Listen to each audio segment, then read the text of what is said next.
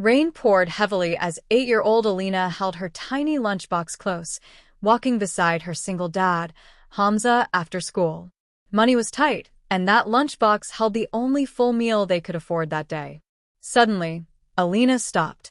An old woman, soaked and shivering, sat by the roadside, confused and whispering, "I can't find my home." People passed by. Cars splashed water. No one cared. But Alina did. She opened her lunchbox and placed her only food gently into the woman's trembling hands. "Please eat, Granny." "I'm not hungry," she whispered. Hamza watched, stunned, his little girl sacrificing her own meal for a stranger. He had no idea. The sun was setting, washing the dusty street in a tired orange glow as 8-year-old Alina walked home from school. Her tiny shoes were worn, her backpack faded, but she held her lunchbox tightly because inside it was the only proper meal she and her single dad could afford that entire day. Her father, Hamza, walked beside her, trying to hide his worry behind a soft smile. Bills were piling up. His part-time job wasn't enough. He hadn't eaten properly in 2 days because he kept giving his share to Alina. They were just a few minutes from home when Alina suddenly stopped. On the broken sidewalk, under the shadows of a closed shop, sat an old woman. Frail, confused, Shivering. Her clothes were muddy, her hands trembling as she whispered to no one. I can't find my home." People walked around her as if she didn't exist. Cars rushed by. No one slowed. No one asked. But little Alina stepped forward. Her father gently pulled her hand. "Beta, don't go too close. Maybe someone is coming for her." But Alina wasn't listening. She crouched in front of the old woman, her voice soft and breaking. "Granny, are you hungry? Are you cold?" The old woman's tired eyes lifted. Hungry, very hungry and lost. Alina looked at her lunchbox. her only meal. She opened it slowly, parada, an egg, and a small piece of fruit. She swallowed, then smiled. Without hesitation, she placed the lunchbox in the old woman's lap. "Please eat," she whispered. "I'll be okay." Hamza froze. His daughter, giving away the meal he struggled so hard to provide. The old woman took one bite and burst into tears. And right there, in that moment, Hamza felt something deep inside him shift. He didn't know it yet, but this small act of kindness was about to bring a storm of miracles into their lives. The old woman, Amma Zora, ate slowly, tears mixing with the rain. "Child, who taught you this kindness?" she asked. Alina pointed at her dad. "He says, even when we are poor, our hearts should stay rich." Hamza smiled, embarrassed. They couldn't leave the old woman alone in the storm, so Hamza walked with her for over an hour, trying to help her find her home, but she kept forgetting directions. Alina held her hand the whole time, humming to calm her. Finally, Hamza decided, "You will stay with us tonight. Tomorrow, we'll find your family." They took her to their tiny one-room home. Hamza gave her his blanket. Alina slept hungry, but the old woman, who later whispered her name as Amma Zora, ate slowly, as if each bite reminded her she was still alive. Rain clouds gathered above them again, the wind growing colder. Alina sat beside her, rubbing her thin hands to warm them. "Granny, don't worry. We won't leave you alone," she said softly. Hamza knelt down too, concern filling his eyes. "Amma, do you remember where you live? We can help you get home." But Zora only shook her head. I left to buy something. Then I forgot the way back. My son must be looking, or maybe he is angry. I don't know anymore." Her confusion broke both their hearts. Hamza stood up and looked up and down the street, hoping someone was searching for her. But no one came. No car slowed. No voice called her name. She was truly lost. "Come, Amma," Hamza said finally, his voice steady but gentle. "We'll walk around with you. Maybe you'll remember something." For the next hour, they walked through narrow streets, crowded markets, and quiet lanes. Zora would stop, look around, then shake her head in frustration. "I'm sorry," she murmured again and again. "I'm troubling you." And every time, Alina squeezed her hand. You're not troubling us, she insisted. You're like my nanny now. That made the old woman smile, a small, fragile smile that hinted she hadn't heard such warmth in years. As night settled completely, Hamza realized something. She wasn't going to remember anything tonight. He looked at his daughter, tired, hungry, and still smiling. He looked at the old woman, shivering, lost, and scared. And he made a decision he knew would make their tiny home even tighter. Amma, you're staying with us tonight, he said. Zora's eyes widened. No, your home must be small.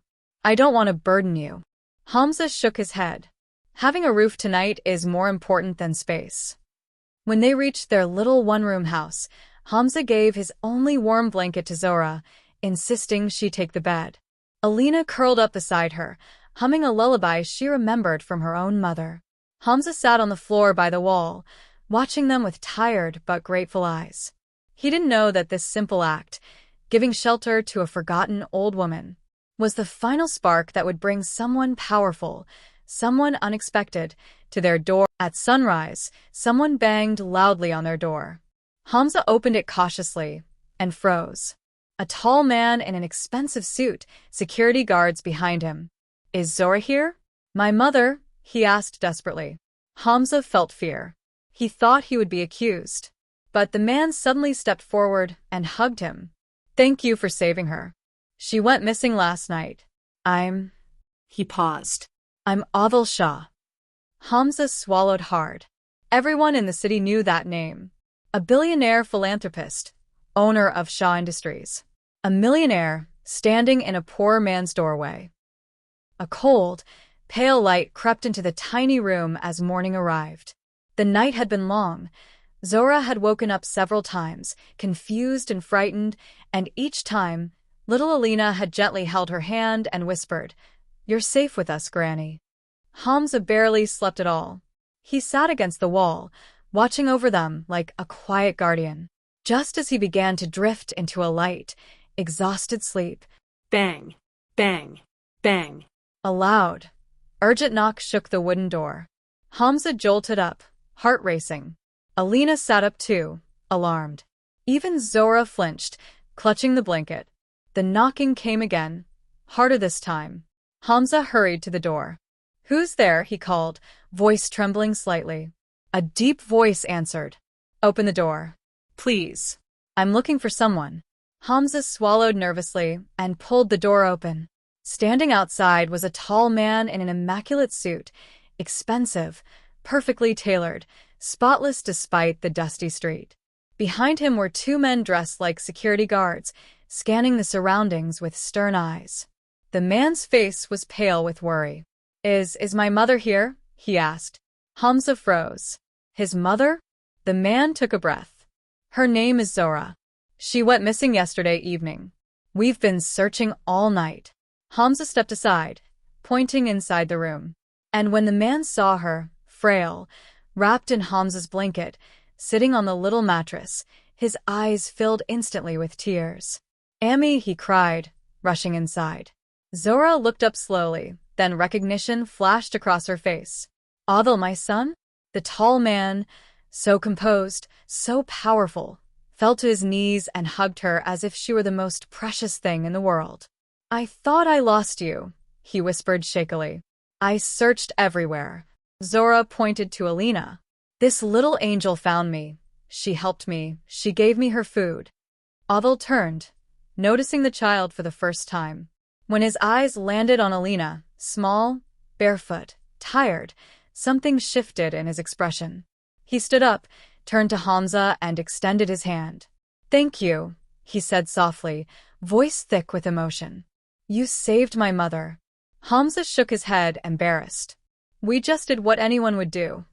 But the man's jaw tightened, his voice firm. No. Most people walked past her. You didn't.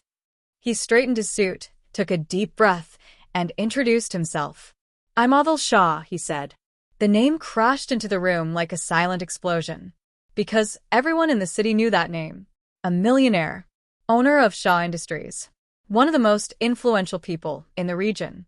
And now, he stood in the doorway of a poor single dad, eyes filled with gratitude, and something more. A decision. Something life-changing was about to happen. Adil entered and saw his mother smiling with Alina, who was braiding her hair with colorful bands. "I have not seen her this happy in years," he whispered. Zora held Alina's hands tightly. "This little angel gave me her food. She cared for me more than anyone else." Adil's eyes softened. He knelt before Alina. "Why did you help my mother, child?"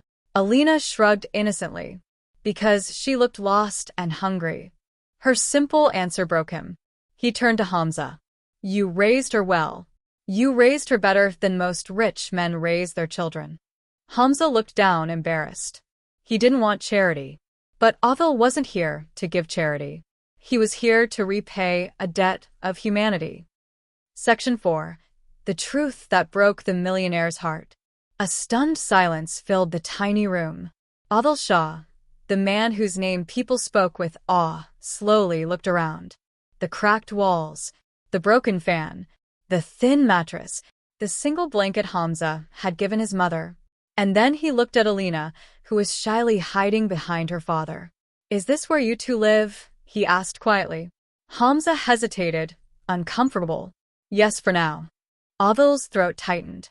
He turned back to his mother, who was still clutching Alina's small hand as if she had found a lost treasure. "Ammi, did they treat you well?" he whispered. Zora smiled, soft, warm, honest. "My son, this child fed me her meal. Her father sheltered me without knowing who I was. Tell me, who treats strangers like this anymore?" Adil blinked away tears. He walked toward Alina and knelt so his eyes were level with hers. "Why did you give my mother your food?" he asked gently. Alina shrugged, almost confused by the question. She was hungry and she was alone. "My dad says if we want Allah to help us, we should help people first." Adil breathed in sharply. That simple, innocent sentence, it hit him harder than any business failure or million-dollar loss. He turned to Hamza. "You raised her with a golden heart," he said. "A richer heart than most men I've met." Hamza lowered his eyes, feeling embarrassed by the praise. Zora reached out and touched her son's arm. "My child, you know? Last night, I woke up frightened many times. But every time this little girl held my hand and sang to me. She cared for me like I was her own grandmother." Adil looked at Alina again. Really looked this time, and something deep, emotional, and powerful shifted inside him. Then he asked quietly, "Hamza, what you do for work?" Hamza hesitated. I work part-time as a mechanic's helper. It's not stable. I take any day labor job I can find." "And Alina?" "Is she studying well?" Hamza's heart clenched. "She's brilliant. Top of her class. But I can't always afford her books or lunch." Adil glanced at the empty lunchbox on the table, the one Alina had sacrificed. For a long moment he said nothing. Then he stood up, straightened his suit, and looked directly into Hamza's eyes. "Do you know what my mother said last night when she woke up?" he asked. Hamza shook his head. Adil inhaled deeply. "She said, 'Good people still exist. They saved me. They didn't know who I was, yet they helped me.' And I realized she was right." He stepped closer. "You didn't help her for money. You didn't help her to impress anyone. You helped because your hearts are pure." Hamza felt heat rise to his eyes. Adil's voice softened, but carried the weight of a life-changing promise. "I will not let kindness like this go unnoticed." At that moment, standing in that tiny room, one thing became clear. Adil Shah had made a decision that was about to rewrite Hamza and Alina's future forever. Adil stepped outside, looked at Hamza's small crumbling house, and then at his own luxury cars parked outside. "You helped my mother without expecting anything." "That is rare," he said. Hamza shook his head. "She needed help. That's all." Adil smiled. Then he handed Hamza a sealed envelope, and inside was something that made Hamza's hands tremble. A full scholarship for Alina. A stable job offer for Hamza in Shaw Industries. A furnished small apartment, rent-free for a year. Hamza couldn't speak. Alina hugged him tightly, whispering, "Dad, we're okay now, right?" Tears finally spilled from his eyes. Yes, because kindness always comes back. As Othel's mother hugged Alina one last time, she whispered, "Child, you didn't just save me. You saved your own future." One little girl's sacrifice changed. Othel took a deep breath, his eyes scanning the cramped room one last time. "This," he said quietly, "is what the world should see. People helping others without expecting anything in return. You both of you showed my mother the kind of love that money can't buy." Hamza shifted uncomfortably. "We were just trying to help," he murmured. Alina peeked out from behind him, her small eyes wide and curious. Othel smiled warmly, then reached into his jacket pocket and pulled out a sealed envelope. He handed it to Hamza. "Open it," he said softly. Hamza hesitated, then tore it open. Inside were documents and letters. A full scholarship for Alina to the city's best school, covering tuition, books, uniforms, and meals. A stable, well-paying job offer for Hamza at Shaw Industries with benefits and security. A furnished apartment, rent-free for a year, just a few blocks from Alina's new school. Hamza's hands trembled. He could hardly speak. Alina jumped up, hugging her father tightly. "Dad, we're okay now, right?" she whispered. "Yes, Beta," Hamza choked, tears streaming down his face. "We're okay. Allah has blessed us." Othel knelt down and held Alina's small hands in his. "Child, your kindness didn't just save my mother. It saved your own future. You showed the world, and me, that even the smallest hearts can make the biggest difference." Zora, the old woman, smiled faintly, tears glistening in her eyes. "You see, my son," she whispered, "this little angel gave me hope. And now she has hers too." Hamza finally allowed himself to sit on the floor, overwhelmed by gratitude. He looked at Alina, who had given away her meal without hesitation, and realized something profound. The greatest treasures in life are not money or possessions.